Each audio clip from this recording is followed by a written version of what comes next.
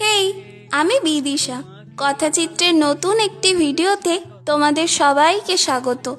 Drawing মানে তোমাদের কাছে কি আমি তা জানি না, তবে আমার কাছে ড্রয়িং মানে হলো মন ভালো রাখার একটা মাধ্যম। আজ আমি একটা ঘোড়ার স্কেচ করছি। আচ্ছা, তোমরা কি জানো ঘোড়া কিসের প্রতীক? ঘোড়া হলো গতি, শক্তি, স্বাধীনতা ও আনুগত্যের প্রতীক। এছাড়াও কিছু সংস্কৃতিতে এটি সৌভাগ্য, অগ্রগতি এবং সাফল্যের প্রতীক হিসাবেও জানা যায়। তাই অনেক কাউকে বলতে শুনবে, মা দুর্গা ঘোড়ার পিঠে এলে নাকি শুভ শক্তির বৃদ্ধি ঘটে।